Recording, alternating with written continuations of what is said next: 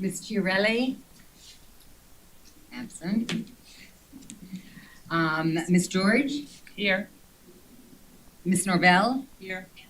Mr. Knott? Here. Mr. Boyer? Absent. Mr. Franks? Here. Mr. Flanagan? Absent. Mr. McLaughlin? Here. And Chair Morley. Here. We have a quorum. Thank you very much. Harrison. What about Mr. Harrison? Oh, Mr. Sorry about that. Okay. I have you. Please I leave. have you. I'm just testing. I apologize. We are now complete. We are complete. I'd like a motion to approve the minutes from the November meeting. Motion to approve. Second. Any discussion? All in favor, say aye. Aye. Opposed? All right, thank you very much. We have a quorum, so Sergeant, let's get to the waterway crime and building report, please. Welcome back, by the way. Yeah, thank you. Yeah, sorry I missed last month. I was in Fort Myers. I thought you were with me. Yeah, it was short-lived for us because we got called back for Nicole coming through, so our command wanted us back. So we came back, put all the boats inside the convention center. Didn't really probably need to, but better safe than sorry. So for the month of November, the Fort Lauderdale Police Marine Unit responded to 36 calls for service. 2 of those calls actually were a little low this month, which is good. 2 burglaries, one at 1030 Seminole Drive, where various electronics were taken that were just laying about in the salon, and some food was eaten, so it's probably a crime of opportunity of maybe a homeless person or something like that. And then at 1616 Southeast 12th Street, that one, there was 2 Garmin GPSs taken on that one.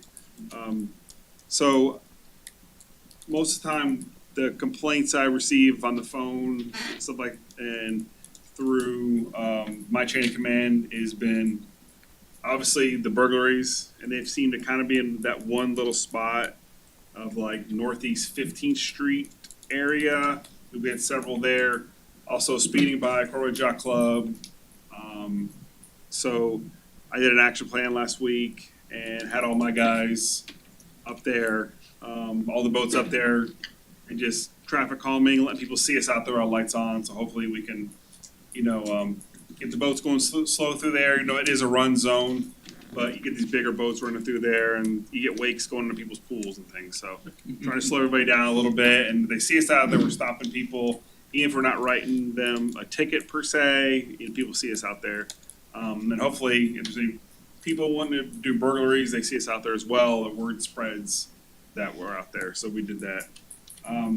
We did write 87 citations last month as well. And a couple accidents, but nothing of note, just small things. So I know some people probably heard, and I've received calls about this as well, about the boats anchored north of Los Olas Boulevard. So I'll tell you kind of how we handle anchored vessels in the city. So I have a spreadsheet that is kept up by myself and my officers of every vessel that's anchored in the city. With the person's own, the vessel, what it is, its document numbers, its FL numbers, the size, make, model, all that, the condition it's in, the owner's name, the captain's name if they have it, people are living aboard it, if that's the case, everything, any information we can, with including a picture of the vessel on the spreadsheet. When a new vessel comes in, because my guys check on these almost every day or whenever we can, we meet with that person, we tell them what the municipal ordinances of the city are. Can't hang your laundry out, every little thing, what the state statutes are about anchoring, all that stuff. We'd like to meet them and see us, and so, that hopefully they won't dump a boat there. They know that we're watching them, and if they're within the law, they're within the law, and that's fine. So some of the issues that we run into with the people on the land, they see the vessels sitting out there. So if my officers go out there and they're working the evening time, they see an anchor light out, and we've already spoken to that person about their anchor light, that's a ticket. They get a ticket automatically. And that's a ticket we can actually mail them, they don't have to be there in person, we can send them the mail. If they drug their anchor, then, and we've already asked them to reset it once, then they're gonna get a ticket for that. We can send that ticket in the mail as well. So we're always checking on that stuff, we're always addressing it. The problem is that you run into vessels that are unsightly, and they do look bad, but they're not derelict. So they have to meet the state statute for a derelict, which majority of the time, those unsightly vessels are just not meeting. But if they do, if they're an at-risk vessel, any vessel in the city that's anchored, we're making contact with them, and it's sitting there, it starts deteriorating a little bit, it looks like it might start to be at risk, we're all over these people. What are you doing with this boat? You know, believe me, we're not leaving it to just sit there. And this time of year, as you all know, we're gonna get an influx of northerners, Canadians and whatnot, and Lake Sylvia and north of Yellow. So, sometimes it may not look like we're doing, you don't see us because I don't have a lot of officers, but my guys are really addressing these anchored vessels the best we can. We work with FWC for the derelict program, and if a vessel becomes derelict and we can get it out of there, we're gonna do it. Well, I don't wanna see those things as much as any other citizen wants to see them. I don't want anybody dumping boats in our waterways, which is something we have to deal with if we try to really get in there. As soon as we see a vessel come in, we make contact with those people to let them know, hey, you're fine, but just so you know, we know you're here. So if they're thinking about dumping it, then we have a case right now that's still ongoing. We charged a guy with felony dumping because this is last year, but still going on. He bought a sailboat basically because he's trying to get the parts off it and then fix his sailboat, which is on the west coast, up in Bradenton or somewhere. Well, he's took the parts he want and he just dumped it in Lake Sylvia. So one of our officers actually visually saw him towing it into Lake Sylvia, so we're actually able to get him for the dumping. Even though he never registered the vessel in his name, but we physically saw him do that, so that's why we got him for it. So he's still fighting it. The guy's been charged, I think, 2 or 3 times with derelict vessel charges, once in Hollywood, I think twice on the west coast. When we got the warrant for his arrest, we called the sheriff's department, and we happened to speak to their Marine Patrol deputy and said, hey, we got a warrant for this guy, if you can go by South Sea there and take him to jail. And he goes, oh, I know him, I'll be glad to go by the he's a boat dumper. So the deputy was a big help. So if anybody has any questions or concerns, please email me, call my office, and I'll be more than happy to help out, answer any questions you may have. If you see something, maybe it's not even on our radar, 100%, I will have my guys look into it. We don't let anything sit at all. We try to stay on top of all that stuff, because you don't stay on top of it, it can get out of hand in a second. What's the status of that one boat, Which one? the last one you were The talking felony dumping? Yeah. It's in trial. No, I mean, is it still here? No, it's Did it gone. get- That's it gone. got towed? Yeah, FWC got rid of it. FWC, that's it, okay. Could I ask, when your guys meet a captain who just pulled into the area, you're telling them the rules, regulations, et cetera, what do they tell them with respect to overboard discharge? Obviously, this we have a little, almost like a little packet. We get them. Obviously, you have to have your valve closed. It has to be lashed, all that stuff, and you got to go to a pump out station or have a pump out boat come. Obviously, you cannot pump out in coastal waterways. That kind of thing for investigating it, to charge somebody with that. I mean, we could charge them with an open valve or not being lashed down. We could do that, but we have to see them dump actually the sewage coming out to charge them with the actual dump. No, we've obviously talked about this ad nauseum, but I'm just curious, when someone comes in, if they're told what the rules are and what the ramifications are if they violate. We have a little welcome packet that one of my actual newer officers kind of created. Here's the rule, here's the laws, here's the local laws, here's the state laws, all those kind of things. How are your preparations coming for Winterfest, and how many officers do you have on duty? So I am hopefully going to have my schedule completed tomorrow. It's just the other jurisdictions that are helping us out, nailing those people down is more challenging than my own people. So as it sits now, as of today, I will have 6 Fort Lauderdale boats, and I think I'm gonna have upwards of 10 boats from other jurisdictions helping us out. So hopefully get it nailed down tomorrow. Like I was telling John, we've been running a op with the Coast Guard yesterday or today and tomorrow. That's like an all-day thing.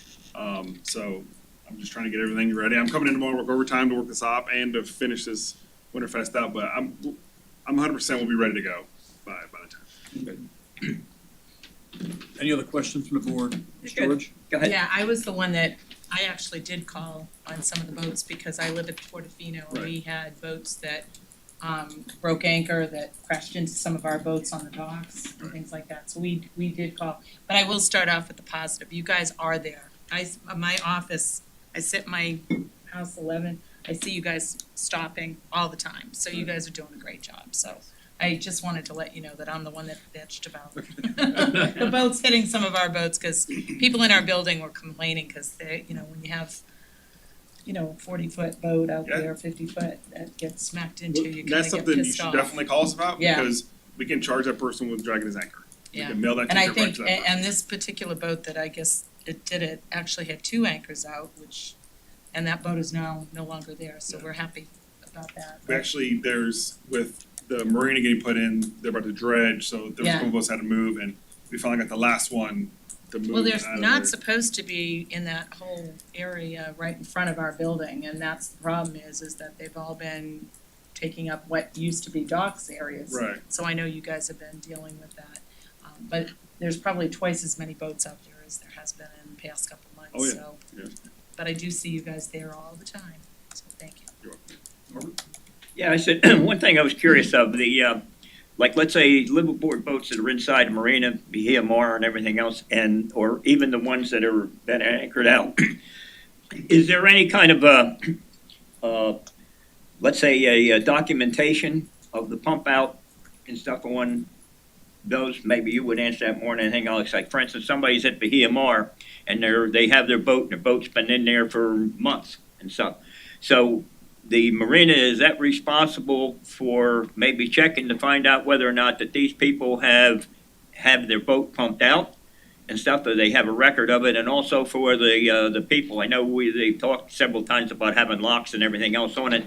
And I would think if somebody was anchored out and stuff over there and they called somebody in for, to have their boat pumped out, that they would give them a certificate saying the boat was pumped out at X amount of time.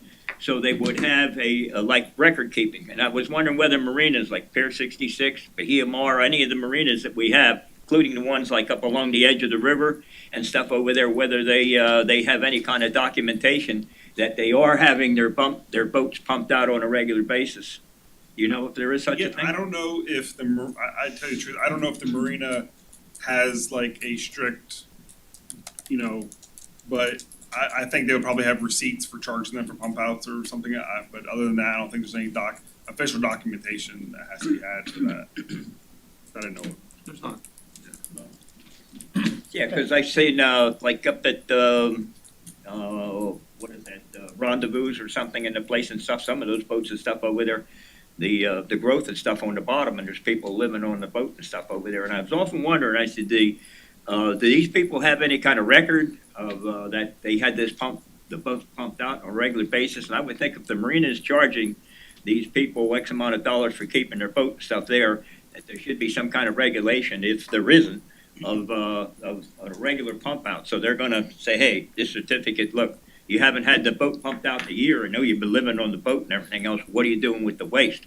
And I think even the outside concerns that come in there and pump them out, I think they give them a certificate that they are pumped out and stuff over there. Whether or not that they're obligated, maybe instead of throwing that away, to keep that certificate, so that if anybody, the EPA or anybody would come in there and they would say, when's the last time you had your boat pumped out? And they say, I had it pumped out last month, and there's a month before that, so on down the line. Or I have no records and stuff over there, and that they would be obligated to keep some kind of a record. Yeah, I tell you the truth, I don't know. Like some of the livery laws and stuff like that could be that, but I mean, I would think if you're spending the money to go to BMR, I mean, it's probably not big enough deal to have your boat pumped out, by them.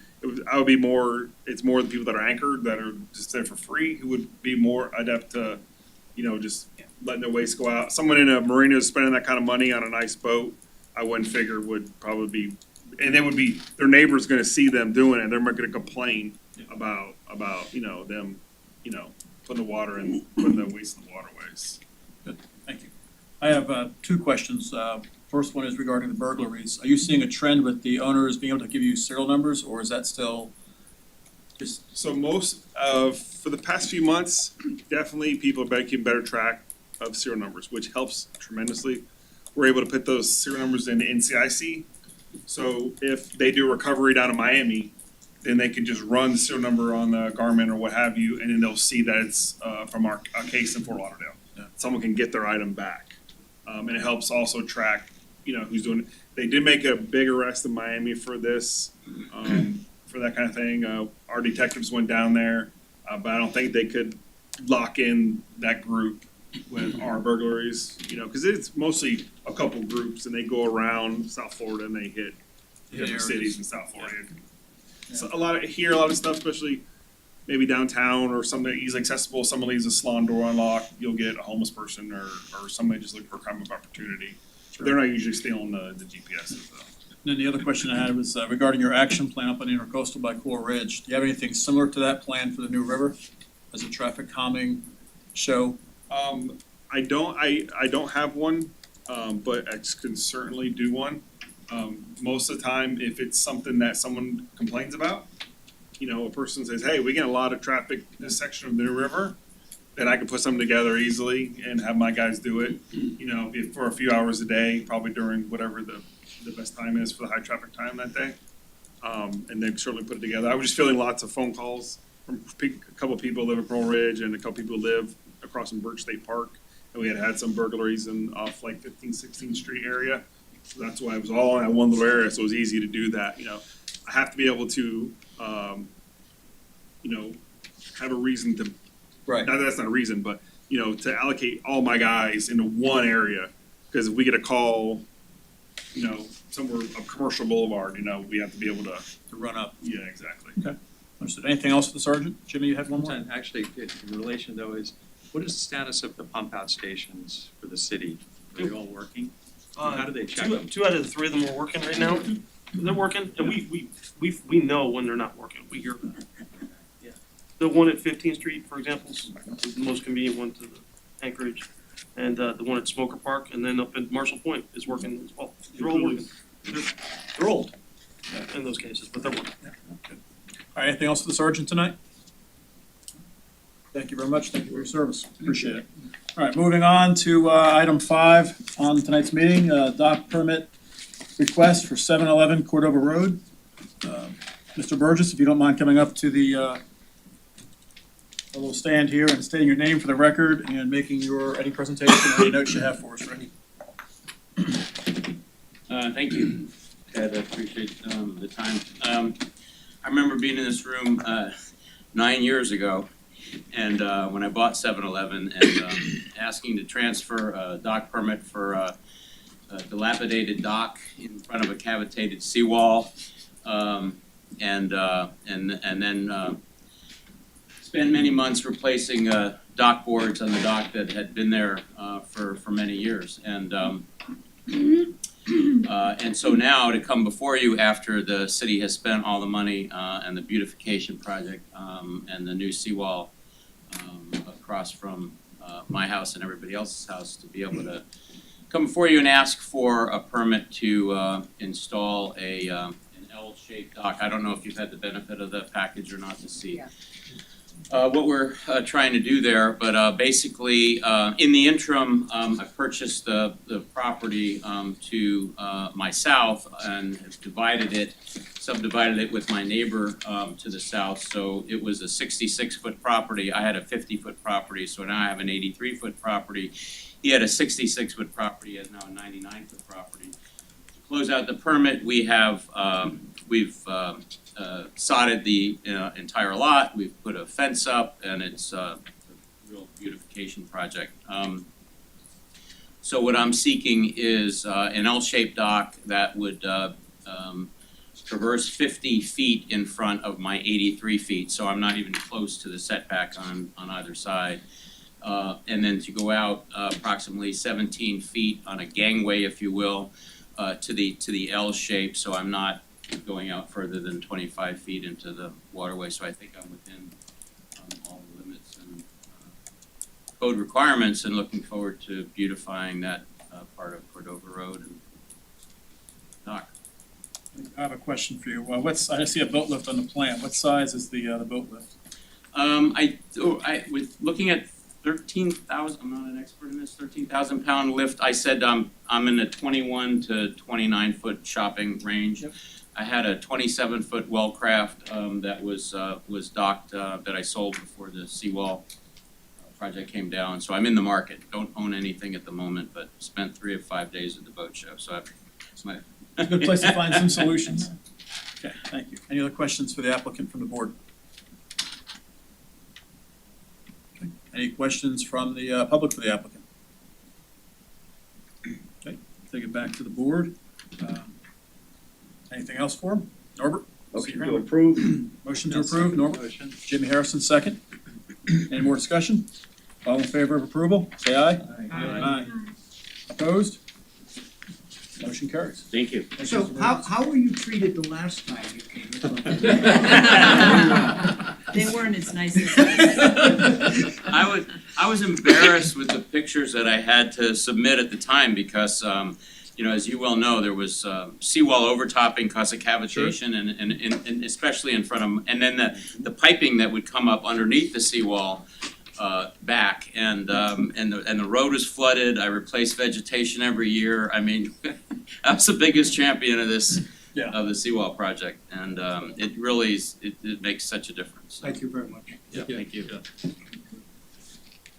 All right, next item is a dock waiver request for 1645 East Lake Drive. Do we have a representative for that applicant here? Cal, please come up here and state your name for the record and present your application, please. Kyle Martinez, I'm with American Seawall Marine Construction, and I'm here for 1645 Lake Drive. I don't know if you've read the thing that I submitted here to the Marine Advisory Board, just kind of describing what the situation was.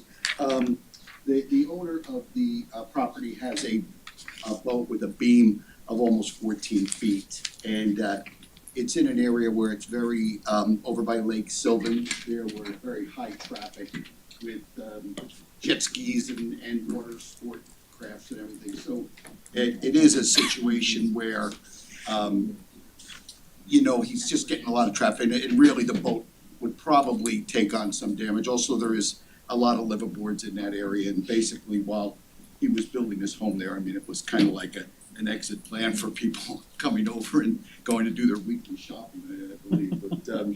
But anyway, he needs this boat lift just to protect the vessel, and basically because of the beam, we need about 5 more feet to, the code says 25, and we're looking for 5 additional feet to go out 30 to accommodate the boat.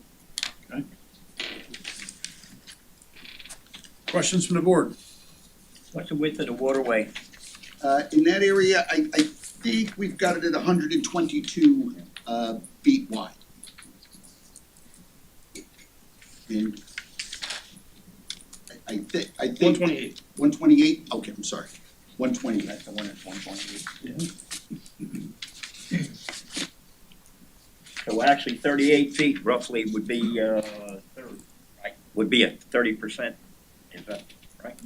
So you're still within 8 feet of the, of what the. Yeah, the 30% total from the wet face or the property line would be 30 feet, correct. 8 feet within 30% of one. Any other questions for the applicant from the board? Anyone from the public have any questions for this applicant? Back to the board. You have a motion? Motion approved. Second. Frank, Steve Whitten, okay. Any further discussion? All those in favor of the motion? Aye. Opposed? Hearing none, motion passes. Thank you very much. Thank you, sir. Thank you, everyone. Have a great night and happy holidays. Okay. Item number 7, dock permit 1410 Southeast 11th Street. Do we have a Vivian, please come up here and state your name for the record and present your application. I have anything fancy, That's fine. just told I had to answer questions. Okay. But my name is Vivian Fremont and I'm here to apply for the dock permit, for our property 1410. Can you please speak up a little bit so I can? Yeah, sorry, Thank I you. lost my voice.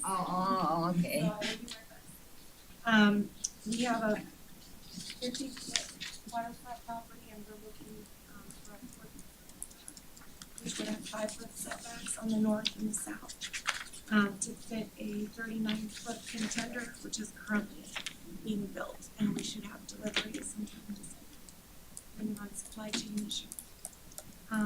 The contractor we're using is Southwest Marine, and I think you have a set of the plans. We do. So I don't know if you have questions.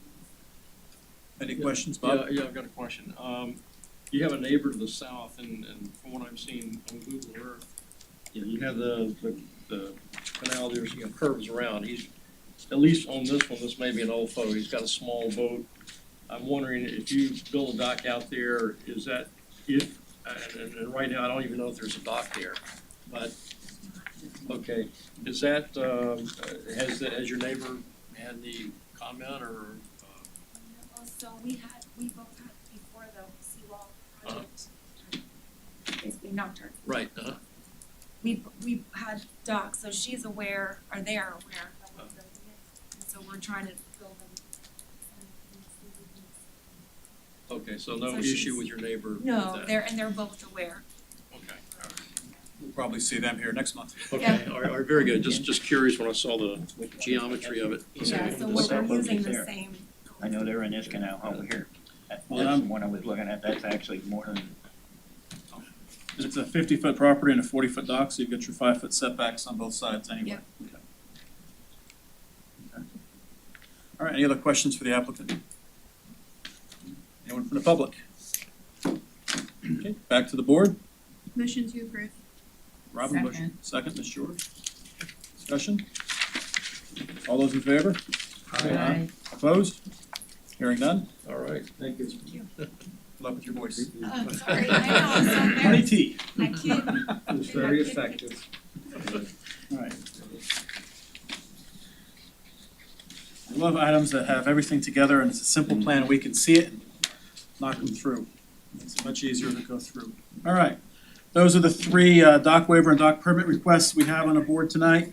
The next item on our agenda is a discussion that we've had informally of late, but it's regarding the New River navigational concerns. I asked Andrew to put this on our official agenda so we can have it as an agenda item, as an open agenda item for now to kind of stir some conversation and some debate on this. The impetus behind this is that if you live on the water in Fort Lauderdale, look up and down the New River, or if you work in the water, you certainly know how busy the New River is becoming. And it's getting busier and busier. Vessels are getting larger and larger, not just in vessels that are transiting the New River, but in vessels that are moored along the New River. So we're seeing both sides kind of shrinking the available waterways down. It's becoming a safety issue, becoming a navigational issue. So there's some concerns there. And one of our roles and responsibilities here is to look at and recommend actions for activities and operations on our waterways. So we're trying to get kind of ahead of the problem before it gets too much further down the road here. Our idea is to have a plan that we can recommend to the city commission to keep Sergeant O'Neill's guys from having to basically station people in the New River all the time to answer calls for speeding, wake damage, and collisions, because things are getting busier and busier. So I just want to have an open dialogue. We don't have any set talking points. Just kind of want to hear what our SMEs feel like is pertinent on the board. We've also got MIASF patients good evening tonight, representing MIASF on this issue, I'm sure. So happy to hear any comments and kind of an open discussion on this item. I have some photographs that I bought that I gave to Jonathan. Okay. On there. So if we can present them and then we can have a discussion. It shows some various boats on it. I did a photo here so that way you can see this. Thank you, Norbert. That means, pictures are worth 1,000 words. We appreciate that. So anyway, put it on view, yeah. Whoa. Okay, now, most, That's all. Started off with the small one. That answers the question. That's it right there. most of you that have been on the board for some time seen several of these pictures, and I'll explain what it is. This is actually a 250-foot boat, and that's being towed up the river. These are some of the problems that the new river, that we're having on the new river. Now, one of the things that we don't really see in this picture is the fact that, I don't know if this thing works. It doesn't work on the TV because of the red. Oh, okay, one of the things, like these boats, 10 years ago, this boat over here was like a 53-foot Hatteras, and it had a 12-foot beam on it. These little boats that are on the side over here, they're where they are right now. As you go up and down the river, you'll find out that all of a sudden this boat became a 65-footer with a 15-foot beam, and so did the one on the other side. So what you're seeing here is basically, as these boats grow in size this way, width-wise, this boat even has more problem than that. This is the Towboat US, I guess, towing this one up. We have several towboat operators that are in here. This boat over here is going to Lauderdale Marine Center, which is the thing that I think that we're trying to protect on the New River, is our great marine industry that we have on the western part. So the biggest problem is what you don't see here is the bridges that this has to go through. So if this thing is proceeding up the river, and there's another thing is, I've run barges and stuff, some of the pictures that you're gonna see, you will see that. The only way to go up this river is when the current is outgoing, all right? You can't go with the current, because if you go with the current, the current itself is gonna shove you into some of these boats. Believe me, the company I work for paid many a fine for scratches on the sides of these boats from taking them up. So this is one picture and stuff, and I have 2 or 3 of them with this same boat, and then some of the other one on the outgoing side. So if you want to change that to the next one, the next slide is this one. This is the icon. The icon is now in here. So this picture was taken before the icon was in here. This area that you see right in here is what it used to be, and now there's a dock, an actual walkway that runs all the way through here. So this is cut off. On the picture at the very end, I'm going to show one of these boats going outbound, and why that dock has an influence on this. Because what's happening is, this boat over here, I think on this side, there's a pump out station, if I'm not mistaken, that's right in here. So if this boat is at the pump out station, this one over here moves further aft. If I have a barge or something over there, and this, I have to lay over. That's the area that I want to lay over on this new river. So why, that we're talking about, is why it's important to protect this river for things like this that are going westbound. Next picture. They go in there. This one, Excuse me. this one over here, this shows same picture. This one over here, this is a picture, same boat, but this is Little Florida. And actually, the one that last month that we're in here is right around the corner where Cooley's Landing is actually where this boat has to make this turn. Now you imagine you have to make this turn and everything else you have to pull. So these little boats are actually pulling all the way to the side. You can visualize something like this if it's turned perpendicular, or this one's perpendicular and they're not taking up the third of the canal. This here boat, it won't be able to go up to that marine yard because it won't be able to make this turn. So we would shrink the size of the boat that's actually going to the marine yards. They wouldn't be going that way. Next picture. Now this picture, this one is a boat going outbound, and this over here is where the icon now is, where these boats are laying over there now. This is where the icon is now out. So this boat here would be out beyond the walkway, would be out here. That's when the icon built their walkway outside. This one over here is that. The Riverside Hotel is around the other side. A lot of this stuff over here is where basically that is. So what we're trying to say is, when this boat is outbound and this one's inbound, these towboats have to pull that boat over and let this one out. So there's only 3 places that I know, or 2 for one thing. This is on boats that are going inbound. They have to go with the icon, stop there, because the next step is 3 bridges. The other side is the one where that guy came last month in order to get a variance. That's up by Cooley's Landing on the left-hand side before you go around to all Florida. That's the other way that this boat would have had to lay over for this one going inbound.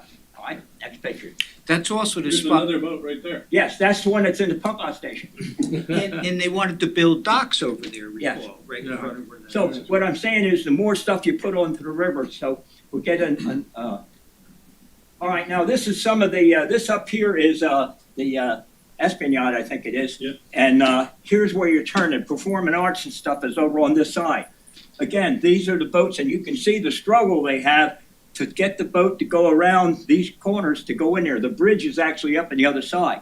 So they have to stage these boats so that it's going straight through that actually fender system. In other words, that's this area here, Broward County Convention Center, no, the Performing Arts is over here on this side, right up on the other side. But this is another boat that's inbound, and that's how these little boats are basically struggling on a river. Yeah, You can imagine if you put docks out there, there's some that are gonna be showing the Yeah, docks. that current can be kind of squirrely coming around the corner Yes. too. Well, here's another thing is, what a lot of people don't understand, unless you've been running a big boat like that, if something like this has a 6 or 8 foot draft on it, when the boat is cattywampus or sideways in the river, as that current's running down, it's actually, this becomes a dam.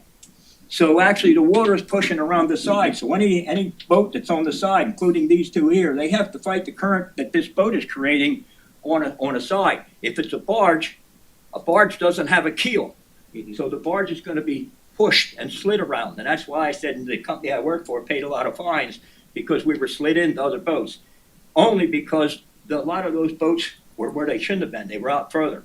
The way I looked at it is a lot of people that they cause their own problem. They come here and they'll say, well, I have to go to the commission because it's unsafe.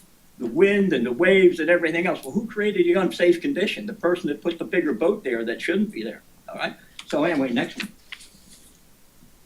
one. This is another boat being towed. That's that Little Hero or whatever it is, another one up. This is a wide part of the river. And this guy obviously has a lot of things down there where he's gonna moor the boat. Next picture. These are just boats that are being pulled. All right, here's an interesting picture. This is up where the river is fairly wide. This is my barge that's on the side. Jimmy Steele is towing the barge here. And this is the boat we had to pull over to allow this boat to go in. The next picture will show a close-up. It looks like there's a lot of room. That shows you how much room there actually is. This boat here is one that you just seen down there. This boat here, we're pulled over on the side. That's all the room that we have. You see this pile? This pile over here is what people want to put out into the waterway. That barge could not be in front of that pile on the other side. If somebody put a dock here and put another pile out like that, we would have to stop someplace else. So the barge, the way the barge is, that's the corner of the barge right there, could not be on the other side of this pile. It's already being blocked by that pile. All right? So it just shows you the how you have to pull over in order to allow larger boats to go there. Next slide. This is my barge, taking pipes to West Palm Beach. This is going down from, this is the Davie Boulevard Bridge. And this the spud that's up. Another thing that you have to, that a barge has to do, is to slide over here, because this thing, the spud, if it hit the bridge, it'd be a little problem where the bascule is. So you have to move over this side so I can get the spud up in this area here. So no other boat can be there, including a little boat. Look at this. You couldn't put any other boat into that fender system when I'm taking it and going outbound. Next slide. It'll show down the river further. This is what they call the wiggles. If anybody's familiar with the wiggles. Now, these boats are all parallel to shore. Visualize if these boats decided to go out perpendicular out here. The guy put a dock and stuff on here. How much room do I have here and with the boat in front? Now, I'm approaching where Little Florida and the north and the south fork of the New River is. This is just to show you what a typical barge is loaded. The reason I put that in there is I'm going to show you the relationship with that. This is a barge, a fairly large barge that's bringing the material from another place to work in Fort Lauderdale. You people that have been here for a while, you know that There is no place in Fort Lauderdale, zero, that you can pick up legally material or drop material off in the city of Fort Lauderdale. So we have to go to Hollywood or Pompano Beach. So if we're allowed to put more docks on there, these barges have to get smaller, which means they can't carry as much equipment. So they gotta make 2 or 3 trips. So like what you were talking about, they 2 or 3 trips, the price of that dock just went double on the mobilization of this, where this is, all right? Another thing that happens, if you notice, they have some debris on here where they took out a dock and this and that. That's a fairly large barge. The next picture will show you why that's a problem. This is an overloaded one. So there's a tendency for a contractor to take more than they should on a barge to get it out, because they want to try and make some money and stuff on the thing. So instead of getting a smaller barge, they have a larger barge. This is debris taken out where they've taken that spoils out from building another dock. This comes up. Now where this is legally to be unloaded is over where the sales marina is. This is a sales marina through the bridge. This is in Port Everglades, where you can bring that around, and there, that's the point you can unload that at time. In Fort Lauderdale, that would be illegal, other than the sales marina. That's the closest one we have from here. And I don't even think they can do that anymore. I think they closed that. Next picture. All right, what I wanted to show here, this is a boat. And the reason I did it, I want to make sure I didn't get any names or anything else there, because I really don't want to get any trouble. I don't want them to know what it is. This, like the person said, I definitely will not put the boat out beyond the last pile. All right? I absolutely will not put that boat any longer than 85 feet. Maximum. I'll sign any kind of contract you want to have. Look at that. How far out beyond that? 8 to 10 feet further than actually they gave a last pile. So they're not always truthful on the size of the boat they're going to put in there. So that one over there, and I remember that one because I came over there, the guy, and I remember the guy swore up and down up here, never, the boat won't be any further out than that last pile. You can see that result. Next picture. This is just the size of a barge. That thing has to come all the way up the river, because if you're working at Lauderdale Marine Center or any marina, you need a large barge like that in order to work in those places. This one over here being pushed by that small tug and everything else that's stuck on it, believe me, it'll slide all the way or slide out different places. Next picture. It just shows you what the river could be like. This is the Carrie B. I think there's another picture where the Carrie B has to turn around. These are just some of the larger boats that are on the river. Next picture. The Jungle Queen is another one that's under problems and stuff over there. I got to watch for the Jungle Queen. Imagine the Jungle Queen and one of those towboats or one of my barges and stuff over there with the Jungle Queen. We have to be in communication. Docks and stuff, even these things like this, they're a problem if they're out further than they're supposed to be in the river. Next. This is another boat, just a big boat being towed. This, you can see it's Espionage on the other side, another one that's large boats and stuff that coming in here. So we don't really want to restrict the marine industry from doing their work. We want as large a boat as possibly can go up the river, because that's where their money is, that's where they make money. Next picture. This is an outboard. Now this is not that same boat. This is not that 250 footer. This one over here, this will show you the pump out station is right over here. The icon is right here. And now, behind the Carrie B, there's a walkway that goes through there. Where that boat is laying, that boat would be out, because the walkway is now in that area. So these boats that they're moving, and you can see how hard it is to pull it around the corner. This one's outboard. They have to almost put this boat right up against the bow in order to make that corner, because the icon, it's even worse now, the icon has taken a walkway and moved it all the way into here, all the way around. This is all gone. And the walkway is all through this area right now. That's the Carrie B. That's a picture. That's another picture of that going outboard. The icon, you can see it. See, the boats have to lay over on the side. They can't do that anymore because there's a walkway there. So this boat here is out that way further. They allowed them to do that.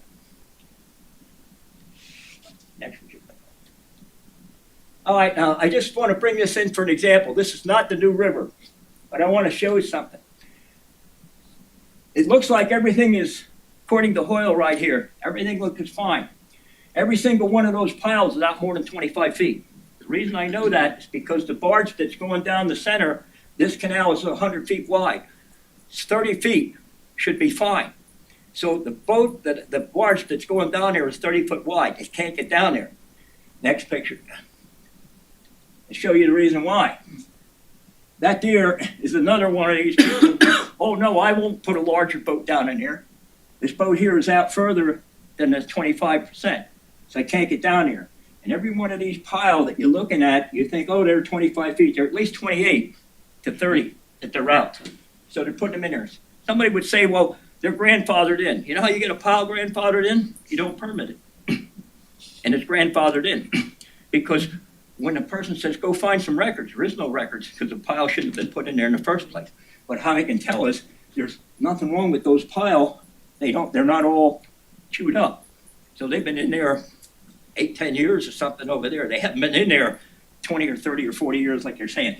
But the reason I brought this up is even what we proved tonight with 5 feet and stuff over here, you think 5 feet, that's not a lot. That's not a lot. 5 feet is more than enough to get the guy that has to have work done back there, can't get through here.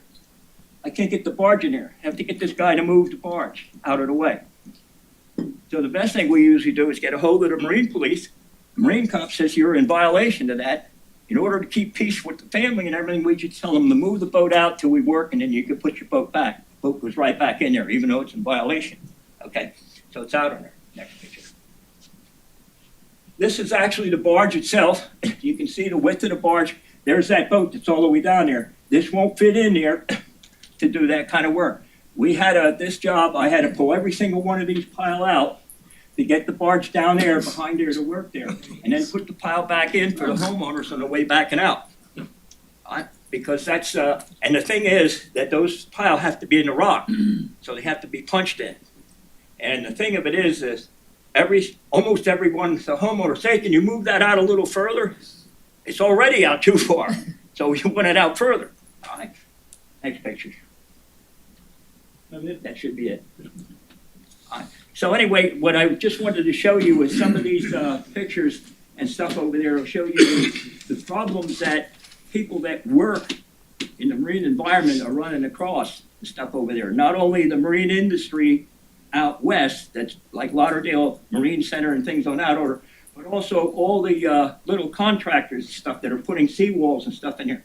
Now, if you remember what's going to happen in Fort Lauderdale, every one of these seawalls have to be lifted up at 8 to 10 to 12 inches in order for the rising sea, which means that these barges are going to have to get into these little small canals. So what I would heed for the warning for the advisory board and everything else is watch how many variances that you put out, because you're going to restrict the barges from going down and raising those seawalls. So that's something that you've got to think about, and that's coming close. 2035, all the walls have to be already up to that level. So these barges are going to be going in these canals, and you're going to have a lot more marine contractors. So, and I don't know where they're going to get material, because they got to get out, pick up the material and everything else. But that's another thing. I don't even want to get into that. But it'll show you this is the width of that barge. This barge cannot go down to that to do the work down there. Okay? Hey, thanks for listening. Thank you, Norbert. Very well done. Thank Great you. job, Norman. Great job. So, a couple of things, we look at the New River specifically here, that I think have maybe a different issue than what the city thinks about when you think about dock waivers and dock permits and all of that, the 30% rule and all that. The New River is a commercial waterway as designated by the U.S. Coast Guard. It's also considered by, well, not by the Coast Guard, but it's by the state, I believe, did it. In the process now. So it also has from bank to bank. There is no navigational channel. The whole river is the navigational channel, which is another unusual thing. It's very easy for us, like in front of Miss George's building, there's buoys along the intercoastal. We can say very clearly, the way the intercoastal is 500 feet wide, but 200 of that is the channel, so you can only go over here. The river, we don't have those buoys. We don't have that structure. So the whole thing is reliant on vessels like you guys are relying on the entire width of the New River, a lot of times. I'm looking at the icon here, the new Google Earth image updated actually. And it's, I've not seen it from the air yet. It's quite, that whole little corner's been pretty dramatically redone. So the reason we have this discussion started here is to kind of see, the three permits we had tonight, three requests we had tonight were pretty straightforward. They were all relatively small. Two of them were on Cordova, which is not really an issue. And they were all within, I think, the realm of acceptable requests. What we're seeing more and more in the New River is requests coming out for 65 feet, 75 feet, 80-foot pilings going into the New River. People's excuses or reasons or requests are damage to the vessel because of excessive wake. I've got 5 boats, so I want to put up stern too because, it's me and my family. These are all legitimate concerns and legitimate issues. However, it's making it harder and harder and harder for commercial operators and recreational operators to go up and down the river.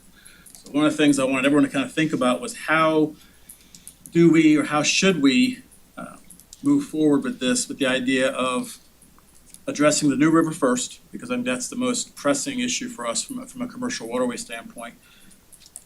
Looking at waiver requests moving forward, looking at dock requests, all those things, because they're all building problems. Norbert talked about the current hitting the deeper draft vessels.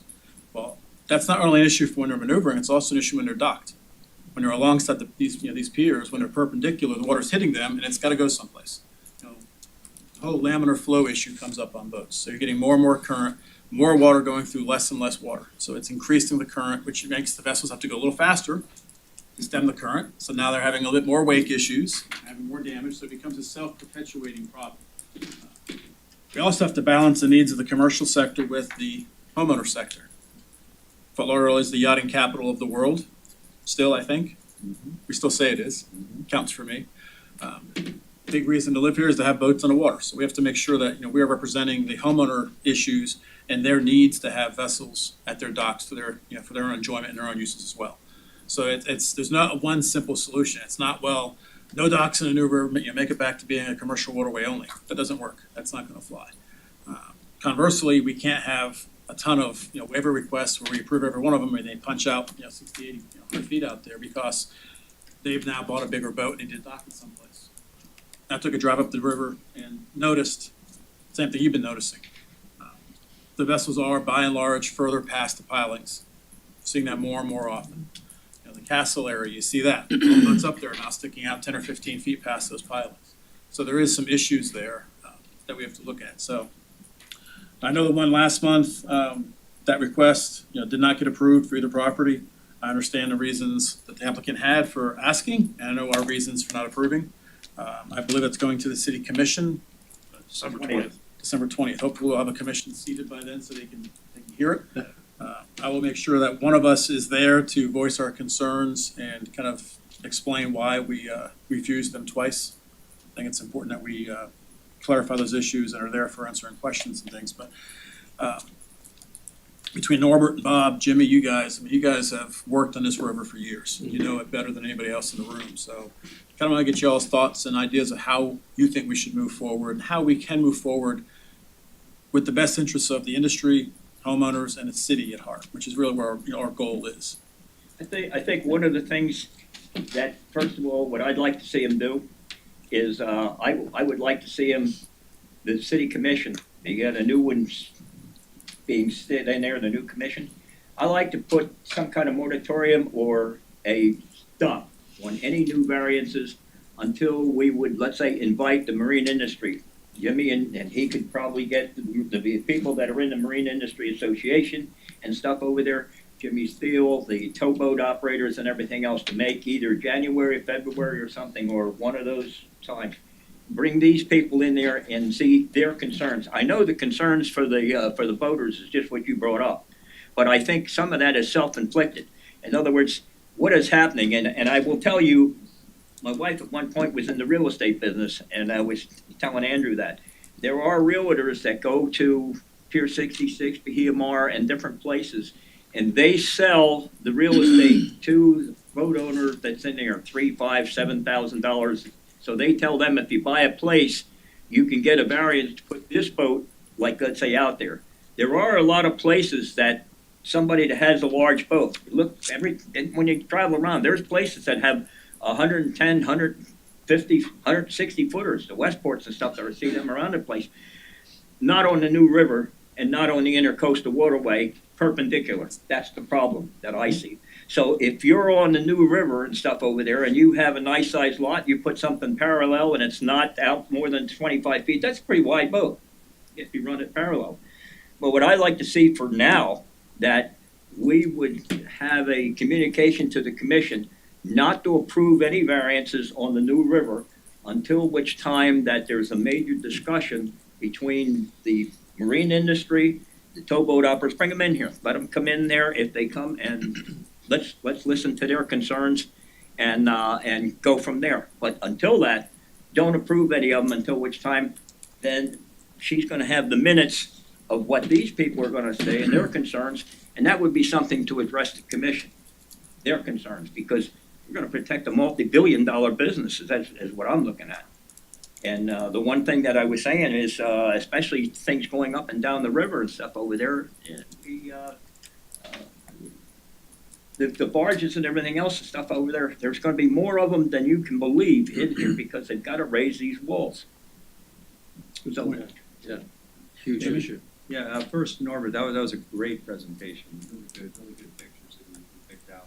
I think that the most telling, the best picture was the little Florida picture. And of that is that you notice there's no docks, no anything on Little Florida. They legally put docks there. They can go 30%. If they did that, it would stop. it would stop, We period. could not do anything. And that would be without coming to this board, without doing any variance, they could just put those in. So that would, it just shows that the current situation is not okay. It doesn't work. The 30% or 25 minimum, 30% or 25 feet seems to work. It's like a good thing, but it's different in different places. There's different spots on the river where it's different. That just, is a glaring thing. The most actionable thing that we can do is working with, as Ted has, brought up, is working with the Coast Guard in having it be a commercial whatever it's called, commercial navigational channel. RNA. An RNA, Regulated navigation. yes. And, It's what Miami River is.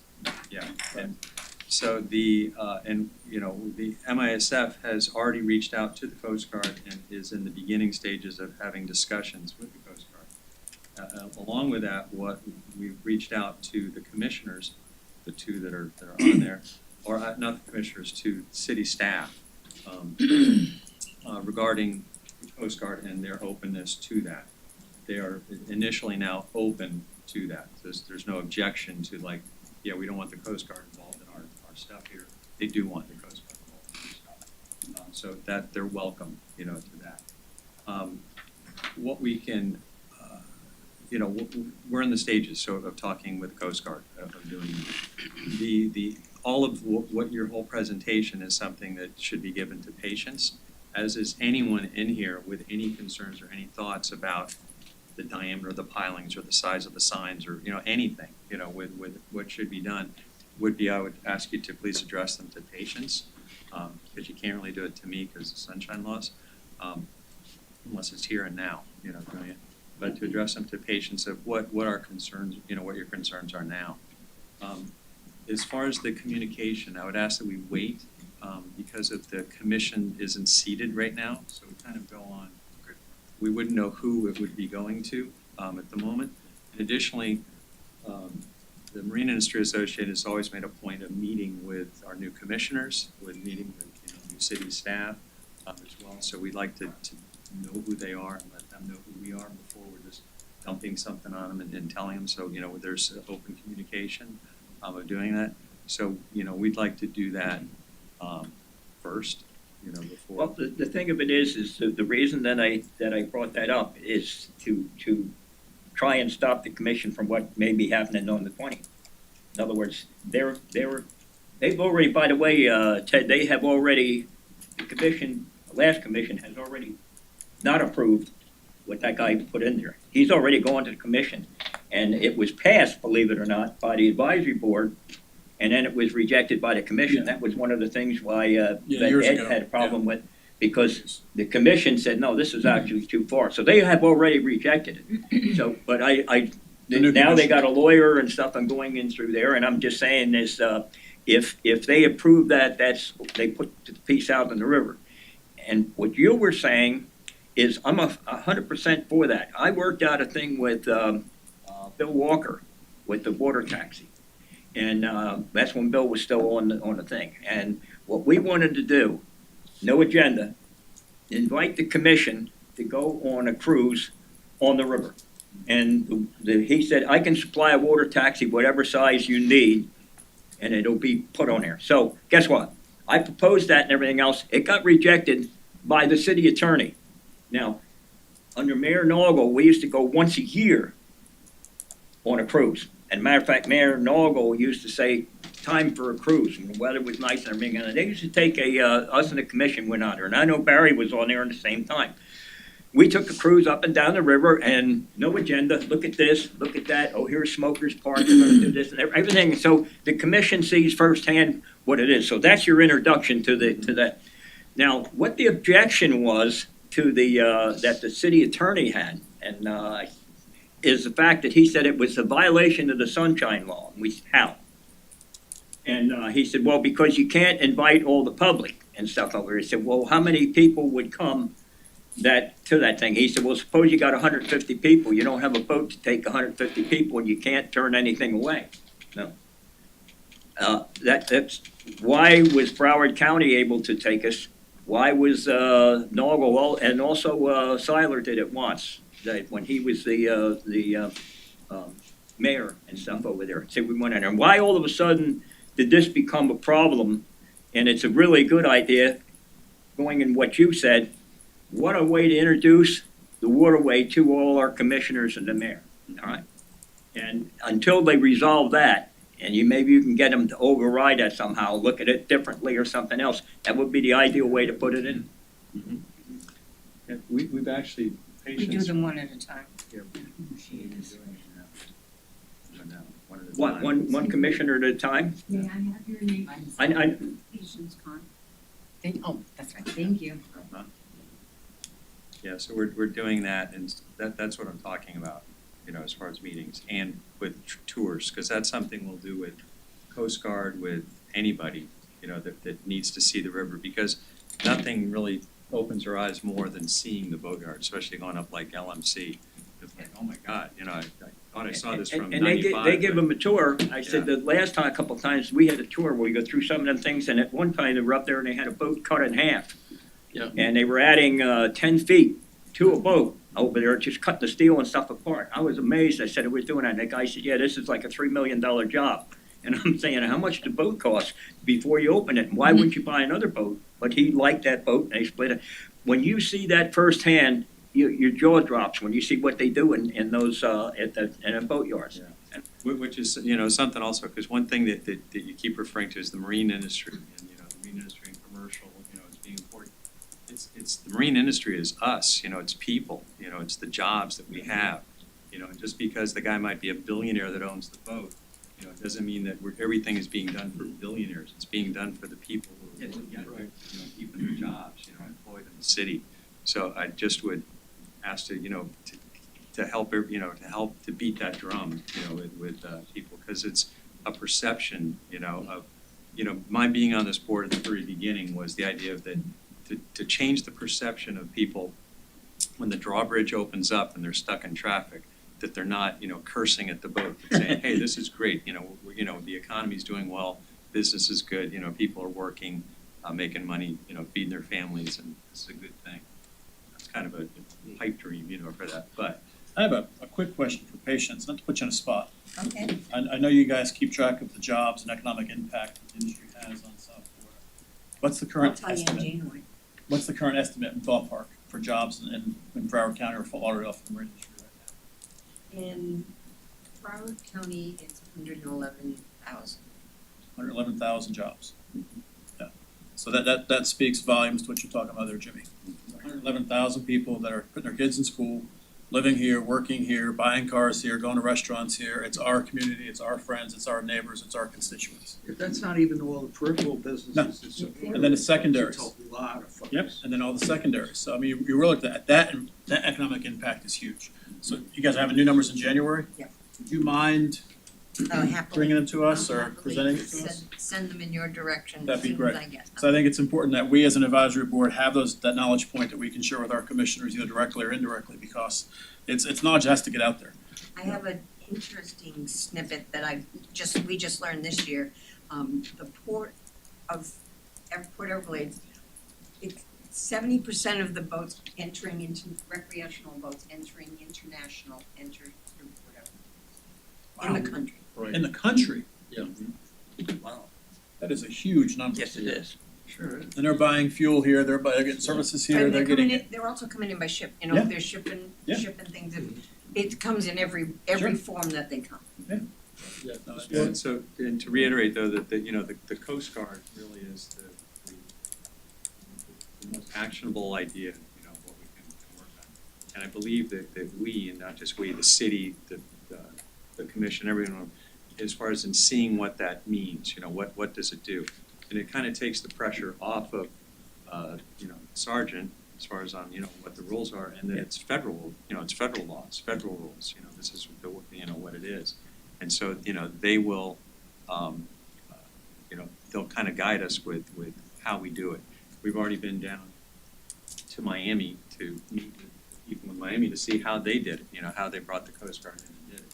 So, you know, that is the learning process of doing it. A lot of parallels to the Miami River and the Yeah. New River. And because, you know, there's a lot of issues that go beyond, you know, what we're talking about, which, you know, just some, you know, one, like you're talking about, a very important one is the loading and unloading area. And the second would be, you know, what is the city dockage along the New River? You know, and well, yeah, it's about commercial, but what is it about? You know, is it about transient docks versus commercial docks versus full-time, you know, renters? How long can you be there? What's the setup of it? What's our charges for it? What's the aesthetic, you know, of the boats that are there? You know, are they boats that are falling apart, you know, and have mildew all over them? You know, that's just the cheapest place they can, you know, keep the boat, and so they're letting it die there. It's more of like a Marine Congress or charrette, you know, or whatever, of trying to find Workshop. a workshop, yeah, a workshop with the towboat people, you know, with realtors, with a hotel, with restaurants, whatever's, you know, on the water, you know, people who, you know, who are the affected parties or the. You brought up an interesting thing when you said about the little Florida that's in here. Because I was just sitting there thinking, I said, you know, somebody really bought that, what you're saying, somebody bought the piece of property and put condos all around over there. They can have all the boats inside of the regulation we are now. And that would just completely choke, Kill it. that would choke the river from Yeah. anything going further west. And then, you know, like, I never thought of that, but the one, you know, I even wasn't gonna put that boat, went in there where that boat was going around all little Florida, and I said, let me put it in there because it was in the wilderness, more or less. So I was saying, okay, this one doesn't have any reflection of what the docks are, but what you were saying is, at any point, they can legally put something out 25 feet all the way around, and that would just choke that industry totally out. Yeah, or to be more nefarious, if you bought the property on both sides and put big boats there and charged people to move your boat so that they could go past. Yeah. You know, so it's, you know, there's, it's not perfect, you know, at all right now, and it needs to be fixed, and, you know, this board needs to be involved, the city needs to be involved, the marine industry needs to be involved, everyone, you know, that can, but we really need to check off one thing at a time, you know, and I think that, for the moment, I'm not against, you know, a moratorium, you know, on it, but let's step into it, and especially let's get to know the commissioners, and so that they know who we are, that they, whatever they've heard about this board, you know, that we make sure that Are the it's new good. commissioners gonna be voting on this that's coming up on the 20th? If they're seated by the Seated 20th. tomorrow. That's what I'm saying, is so you don't know whether they're seated. Seated Tuesday. But I think, you know, The thing of it is why I was saying is put a hold on passing any kind of these variances and stuff until, going on what you were saying, until you have a chance to introduce the new commissioners, because they don't really know if they're just seated and they've just been in here, they'll say, oh yeah, you know, they're gonna be looking, I think, for, oh yeah, maybe we ought to do this, maybe we ought to do that. I would just like them to say, hey, let's sit in here. It's like when you're a new CEO into a company and stuff, you go in there, what do? Fire everybody and stuff over here and start over? Or do you see what you have first of all? They wanna see what's there. So I would hope that this commission, the new commission that seats in there, doesn't do anything, more or less be like a lame duck until which time they get a feel of what's going on. I don't want them to come in here and the first thing that they do is approve something like that what we rejected last time. I wouldn't want them to do that. I'd like to let them think about that for a month or two or three or whatever, until which time that they get their feet wet, you might say. I think we can, Well, but they'd have to approve a moratorium moratorium first. they'd have, it's an order of business for them. I think the best way to address this, Norbert, is gonna be to have one of us or multiples of us at the city commission meetings, so that when these issues do come up, we get to speak, just like, we have in the past. And remember last time though, what Yeah, happened no, over there, one they told you only one person can speak Well- for the whole crowd, so, I mean. That was at a conference, right? No, that City was. commission.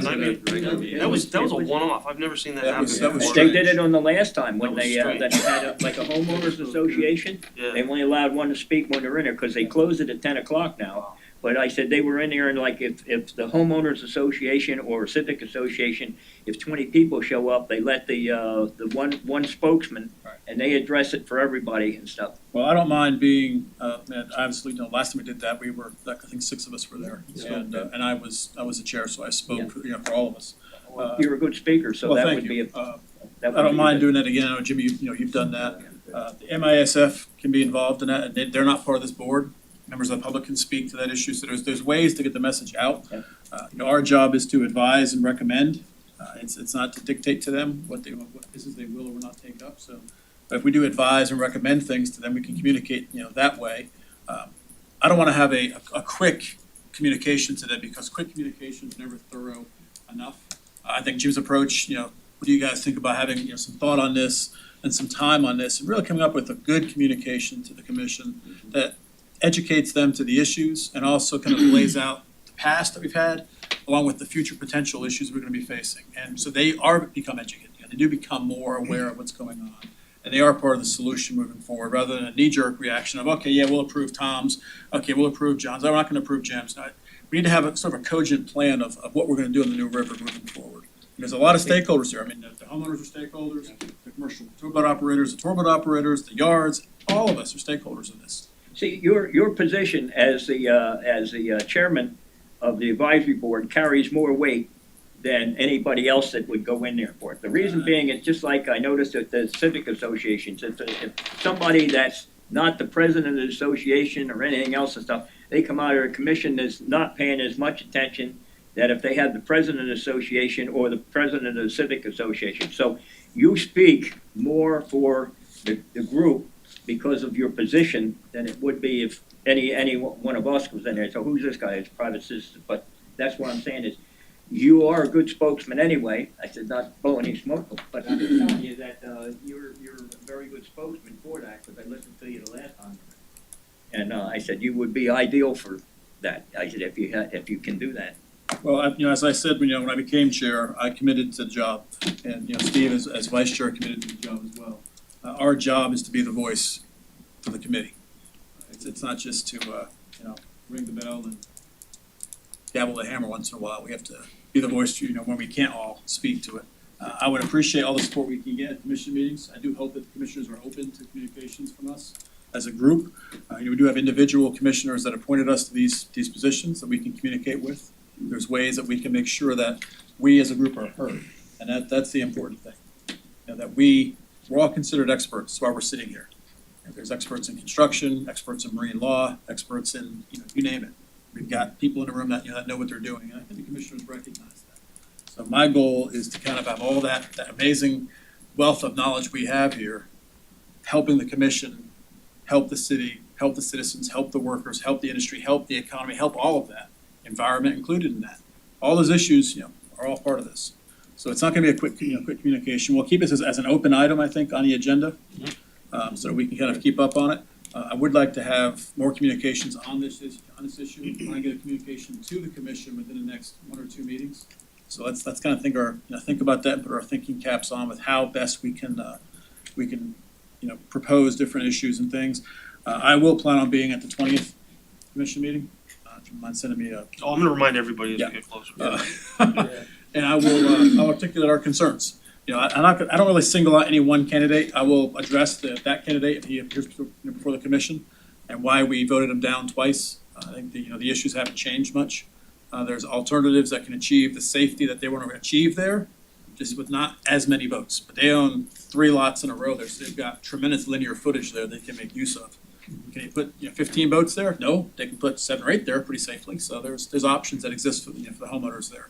It's really more of a bigger plan moving forward for the New River to protect it as what it is. And one other thing that we could each do individually would be to contact the commissioner that appointed you to the board and before the meeting and just let them know. Give them your opinion of whatever, but to talk to them. 3 of the commissioners won't be the same. Well, True.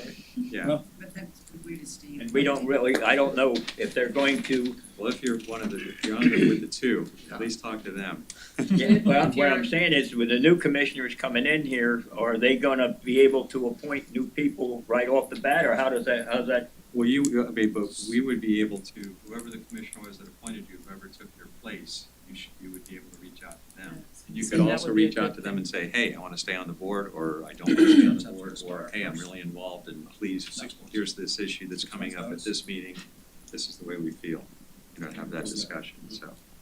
From a timing perspective, I mean, interestingly enough, Jimmy made the point that it wouldn't be wise to suggest a moratorium right now as the commissioners are kind of just getting their act together. But interestingly enough, it's very appropriate to suggest a pause, as you said, using that term, because they don't know what's going on, and we're kind of all in the state of flux right now as to what we should be doing, and to suggest a pause for a period of time seems to make perfect sense. From a timing standpoint, it seems to make sense as they get up to speed to say, let's all just take a step and just take a breath for a minute and kind of figure out what we're doing. I mean, stressing the importance of the commercial operators and the commercial operations. I mean, I was wondering as I was thinking about that, are we wrong? Is the commercial operation not as important to other people as it is to this board? And maybe the problem is it's education. The same way you showed those photos to us, anybody who sees a boat like that try to make a turn with steel in front and back of them, it's the same way they're aghast. Maybe we have to get this message out better, because the importance of this is just, the fact that, again, there's a possibility you may not be able to get a boat up the river is just beyond me at this point. It would have a tremendous impact on our local economy, Sure. property values and all of that. So I think that's what the MIASF is really pushing, is that educational process. And they've been leading the charge on that for years now, trying to get information out there to the Gen Pop and to our elected officials, so that we're all kind of, learning at the same time, so to speak. Let's reach out to the commissioners. I think that's a great idea. There is, I asked Andrews with regards to appointments. I believe they have 6 months after their appointments, the 3 new commissioners to make a change, if they wish to make a change. So it doesn't necessarily align with your appointment date. Right. So they could fire somebody? That's basically it. So I would encourage you to figure out who the replacement commissioner is. I'm Mayor Dean's appointee, so still my guy, so that's easy for me. Well, not only that, I imagine, I think, but believe it or not, I think the mayor kind of likes you and stuff over there. He'll listen to you, a lot of I think the times. commissioners like all of us. I think they respect all of our opinions and all of our knowledge points, which is why we're all in the room. Whether it's Commissioner Glassman, whether it's Mayor Trantalis, whether it's one of the new commissioners, I think they recognize the fact that when you need experts, you go to industry and you find experts. That's what they've all done collectively. So I think, again, that information that we contain in our heads that's in this room right now is what makes this board so special. It's a tremendous amount of knowledge and expertise and a viewpoint, and different viewpoints. And that's the important thing we have to have there is the difference in we all see things differently. You see it from a barge perspective. Bob, you see it from a towboat operator. Ms. George, you see it from a homeowner standpoint. We all see things differently. And I was gonna say that having been at a couple of the board meetings where I actually had to talk, one of the things that was valuable is when there was a large contingent of a group, even though only one got, they saw that was powerful, that they said, oh, wow, these people really do give a hoot about what's going on. And we also, one of the things we did with ours is we did have our president of our condo, but then we had some of us sign up as individuals. And then we mentioned, oh, I'm on the CBA board and I'm on this other activity. Oh, that's interesting, yeah. So we would mention the other affiliations that we have. And, it's gotten to the point now where, maybe it's good or bad, Dean and Steve know me too well, I guess. So they'll call me and text me and things like that too. So but it is something that it could be valuable if more of us do show up, even if it's only 10 that talks. I appreciate that. The more support we show for the cause, the better. And it really is looking at our city. Not just one industry, but it's our city overall we have to look at and balance the needs of everyone. So, pretty good balance board, I think we have to do that. I agree, that's, I said, because it's getting almost to the breaking point and stuff. You know what they go back to, were you guys on the board and stuff at the time when, the board was accused of rubber stamping? Because everyone that Yeah. came through here, they just kept, pass it, 6 pass months. it, pass it. And there was no arguments or anything else on it. It was just like everybody that came in here and, oh yeah, we're gonna pass that, we're gonna pass that. Where the board, the commission actually said, why would we even send this to the advisory board? Because all they do is rubber stamp everything and pass everything. I thought about that tonight when we just passed the third waiver. Because, they're basically fairly simple, Yeah, they straightforward, are. their properties were destroyed before. But I thought the same thing, somebody's gonna say we're rubber stamping 3 of those. And a lot of thought went into it. The difference now is that I'm to forward the ones that you disapprove to the commission, in spite of the fact that you disapproved them. Oh, good. Whereas before, I was never to do that. All they So- saw was the approved ones, Right. so But everyone they I've saw been was asked- approved. So I've been asked now to forward the ones that you decline, and that's why on the 20th, those 2 are going to the commission. And what response do you get back from the ones before? Do they ask you what? The ones that were declined in the past, they understood that they could come back with a new proposal if they chose to, but they typically did not. What 2 are going up? I know we have the one on New River. Well, there's a whole bunch of them coming up. On the 6th, I wait till the Friday before to let you all know what's officially scheduled on the Yeah. Tuesday, because that's when they release the agenda, and I'll do that. But there's a bunch of permits, there's a bunch of waivers. The only waivers that you all were concerned about were the 2 that you're talking about out on 777 and 801. Right. The rest of them you approved. Yeah, the New River, I think, is the boiling point right there. Is the other ones are not on the New River. They're in other areas and stuff over there. And that's what I like to see, these people with 120, 150-foot boats and stuff. There's plenty of places to put them. But the only problem is the homes are like 10 times more where they have to put those boats as to get the variance with, so. Well, tonight's waivers, the ones off Cordova are simply replacing docks that were there. Yeah, they're replacing docks. Well, They're, they're- like you said, they're pretty straightforward. It's the ones that we have to really look at what's best for everyone around. Yeah. Not just the 150-foot yachts, but also, the 12-foot kayaker. It's what are we doing? Are we creating a hazard here that now Sergeant O'Neill's team has to go out there and respond to an accident or an injury there? Well, thank God for a lot of the marine police, because when we go down it, there's very few canals, believe me, that I can say it and everything now, because I'm not in that particular industry. Very few canals that we ever went down there to do work on there, that we didn't have to get the Marine Patrol to get the people to move the boat out of there, and they were illegal. In other words, there's, what's been happening, I can tell you that right now, they make it, you get a dock, right? And you get a dock and stuff, and you're gonna put the boat in there, so we build the dock and everything else, they put the permit out in front and stuff over there, permit goes over there, neighbors see the box and the permit and everything else and stuff on it. They put the dock in there, and the barge goes away for a while and everything else comes back, and then the guy calls later on and says, I'd like a couple pylons out there in the front. So you bring the barge back in there, and you put the pylons back there, and they're more than 25 feet out, they're 30 feet. That's what happened in all those places. You put the 30-foot pylon out. I just needed a little bit more stuff out there, so they do that. And then all of a sudden, there's no permit on those pylons, so they're grandfathered. Why are those permits there? They're grandfathered. What do you mean they're grandfathered? Well, they've been there for 20-some years or something of it. So But I mean, I'm just saying there's the loopholes and stuff that are in here.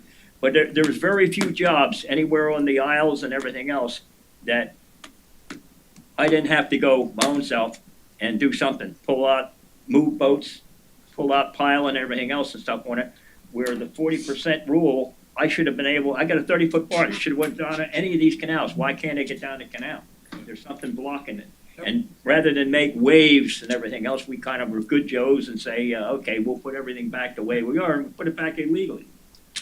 So, All right, well, this issue's not gonna go away. This discussion's gonna continue, And Ms. one George. additional thing I did want to mention to the group is Commissioner Glassman does have the night before the commission meeting, he has a pre-commission meeting at 5:30.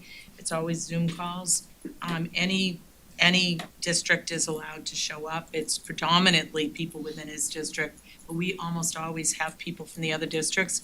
If somebody wanted to also come to that and share their concerns, he usually loves to hear those concerns at those meetings because he will tell his staff that he wants that item pulled or whatever.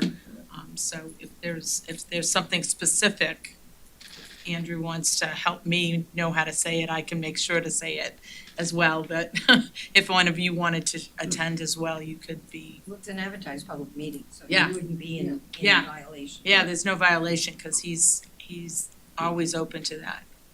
Can I say one thing that nobody said? Please. It could be that the 30% rule doesn't fit into certain zones on the new Right, river. right. So Yeah. that we identify Yeah. those zones where it Right. doesn't fit. Yeah. exactly, yeah. That's really, I think, the direction we have to That's a look at really is, good point, yeah. especially these areas, like you said, there's only 3 areas that are left you can actually pass, large vessels and large That's it. barges simultaneously. We have to protect some of these areas to keep that flow moving. Yeah, just one question, can we get a good map of the New River and start marking those areas out? Sure. Google Earth's great for that. You made a great point.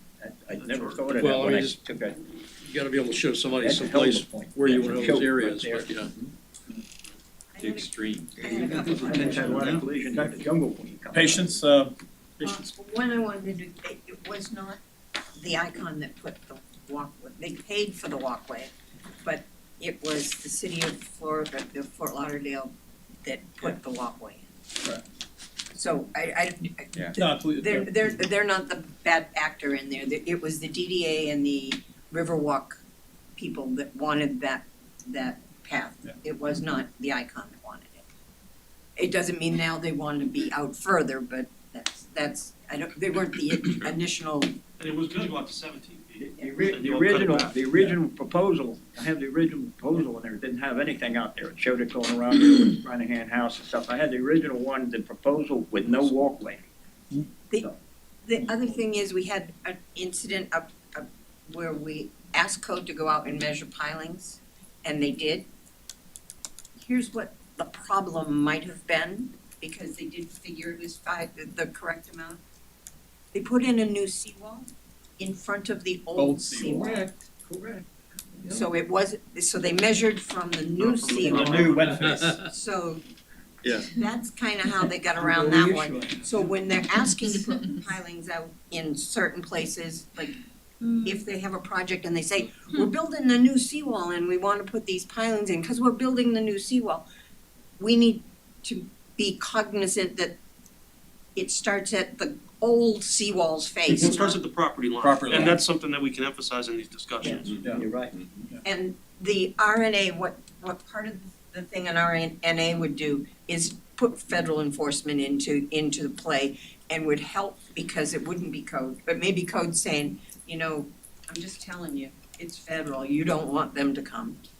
And that would take some enforcement, give you guys some enforcement power as well, because it was their suggestion to consider it. We took them on a New River tour and pointed out some of our concerns, and they're like, have you considered an RNA? And I was like, okay.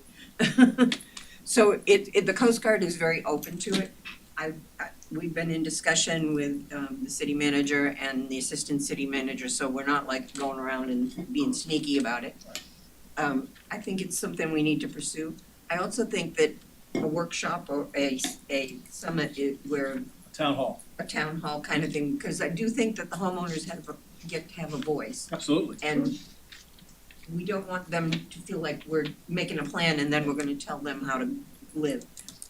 I have some concerns with some even commercial properties that have, big boats and right now, if they don't extend past their pilings, they're fine, and they aren't at that point right now. But it would make a turn near LMC complicated, depending on who owns the property across the street from LMC. It's not just one place, and No. it's not just one thing. It's really endemic to the entire New River now. That's why I think we've got to look at that special and really figure out what we can do to address that area. And I think what you said, Andrew, but the 30% rule, that really doesn't work in a lot of areas, especially in the New River. Because that 30% rule, Little Florida is a perfect example of that. Totally legal, but it would shut down the industry and take billions out of our economy if someone did something like that. So it's, anyway, Enforcement's actually part of the biggest problem. that's gonna be the biggest problem. Making it enforceable, I think, is the other issue we have to make sure of. I know code enforcement has a little boat they're using now, and that's being staffed or manned on whatever level they're doing it on. It's because there's code enforcement and there's law enforcement, and the two, in the past have kind of, you gotta call the cops to try to ticket for it, and it's tough. But when 'Cause somebody they're says, not staffed up high either right now. when somebody says, I wanna put my 50-foot boat here, cause I own this property. Here's a newsflash, I can't put my 40-foot boat on a trailer in my driveway, why can you do that? It's, there's rules that I mean, exist for the there's- safety of everybody. and the It doesn't benefit matter of how all. big my driveway is either. All right, so this will be an open issue, we'll keep talking about it, some great things, I think, Jimmy, I think your ideas tonight were spot on, Norbert, that presentation, that first picture was pretty much, it was amazing, so thank you for that and your efforts on this. But let's all make sure we communicate to our respective commissioners and get them educated, especially the commissioners that aren't on the water areas, that's critical. They may not even be aware of what the river really looks like, our new guys, so we'll see what we look like with our new commission being seated. Hopefully the state attorney, because I know he's involved now, so hopefully we'll see that our city commission be seated here, we can have a meeting on the 20th. And we'll be there with bells on. The sixth. Two of the commissioners six. should be sworn in on Tuesday, Tuesday, right, so you just be down one. Down until one. they figure it. that's the hope, right? So we'll see what we get, guys, but in the meantime, any other new business or old business to discuss tonight? Ted, I have about a 5-minute slide on that has to do with the raising of the seawall. I can show you how a seawall was raised, so some of the people and stuff may not see how it is. This is going to happen in 11 years. In other words, it has to be done in 11 years. And what I was talking about, why barges and stuff go down here. So it's Lewis Landing, and what it does is it basically shows the king tide to a finished product. Okay. If you want, it's not even gonna take 3 to 5 minutes. Fire it off. I think it's Hold you to it. I'll start the clock. It won't be 3 or 5 minutes, because it goes fast. It's the funny thing here, Norbert particularly, back when a handful of us were also inclined to leave the board as some other guys jumped ship as a result of some contested, obviously, waivers we had. And Norbert, you were kind enough to hang in there, and Ted, et cetera. This board's humming. I gotta tell you guys, this feels really good. So kudos to Ted, and thank you to Norbert for hanging in. Really appreciate it. It's a team effort, I think Here's everyone's the, here's fantastic. here's what, obviously the king tide. This happens to be Lewis Landing on this side. That's Little Florida and stuff, but it goes around on the other side. Next slide. Like I said, it's only like 10 slides. All right, this is the dock that used to be there. This is the tide that goes over the top. We all know what the king tides look like. Next slide. Another slide that's just going to show you. This is the water and stuff. Like I said, not only that, it comes up through here, it goes there, it goes over the top. All right, now this wall here is the old wall, and that's why it's coming over the top. So this one has to have the new elevation and stuff on it, and new landscape. Next. All right, now here's how they basically are putting in that wall section is done over there. These little stirrups and stuff, they're actually drilled into the old seawall. That's the stirrup, the parts on the top. They were roughly 1 foot apart. It's number 6 rebar. It's not expensive. And then they just pour it. Next slide.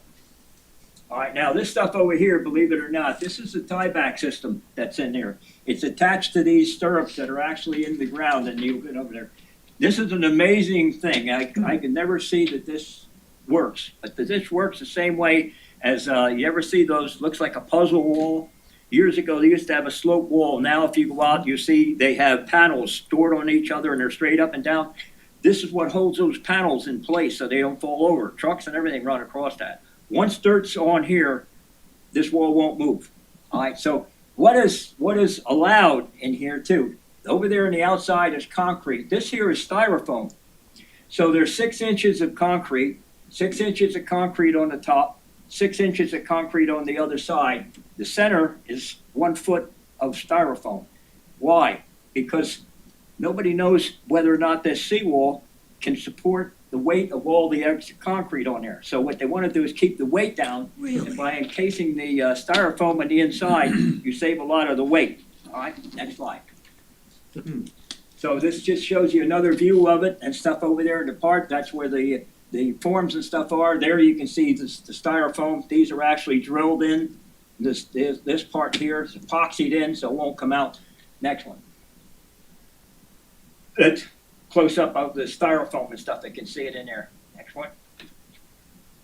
Now these little weep holes and stuff over there, they go all the way back into the ground where it's off over there. These things over here, when this tide and stuff comes up, it won't get in above it. You'll see on the next slides. Those weep holes are quite a lot. I can see them all along in here. Next slide. All right, now here's a beginning of the finished product. There's the new dock and stuff over there. These piling are no longer wood, they're fiberglass, okay? And this is the new wall now. This is 18 inches higher than it was and stuff. So to make it the slope and stuff over there, they put a walkway and stuff. This is all plastic wood and stuff over there. So next one. This is the swale that they make you come in here. In other words, the slope comes down and it makes a little bit of a groove in here. So when it rains, it percolates basically through here, and it's just as though you had your lawn and stuff. And with the lime rock that we have in the area, a lot of this area is dug out and stuff over there, and they put like tiny little pea rock and everything else in there. So they make what they call a French drain. So maybe 4 or 5 feet deep, they put a lot of that pea rock and stuff in there, and then the sod and stuff is put over the top. So when it rains hard. It percolates down through the pea rock and everything else and stuff and goes out there. There's no problem with it. They did it here and also in Miami. Next slide. There's another just a view of what it looks like with the posts and stuff in there. So what it looked like before King Tide is solved, it's done and stuff over there, and that's what the park looks like now. Next one. There's a little swale thing I was saying about, and underneath here is the pea rock and everything else. The trees and everything else all blend in. Everything was made to blend and everything. You wouldn't even know that the wall was 18 inches lower and stuff over there when it's done. I think that's the last one, isn't it? That's it? Pretty. Yeah, very nice. Okay. Taking notes, Steve? I absolutely That's did. 3 minutes. I know, that's what I was thinking, I their absolutely questions at the did. beginning. We're gonna have a barge in there to put some of the pieces in. To put what? Put pieces in. Yeah, we this one over here was done, they just had as a matter of fact, there was no barge on this job at all. Didn't have to, everything was done with land because there's plenty of room to put a truck down on the other side and stuff over there, everything worked in there. All right, any other old or new business? Happy New Year, everyone. Happy holidays. Every holiday. We'll see you guys see everyone in January. Thank you all We'll for your see everybody service in December and all 20th. that. And Yeah. if you can make the commission meetings, watch out for Andrew's emails and be an alert for them. And see if we can keep the good work going. But thank you all for your teamwork and preparation this year. I hope the commission doesn't give those people a Christmas present and pass that. Not if we're there, not if we're all there. Bench strength may live a lot. They just may say, oh yeah, we'll give them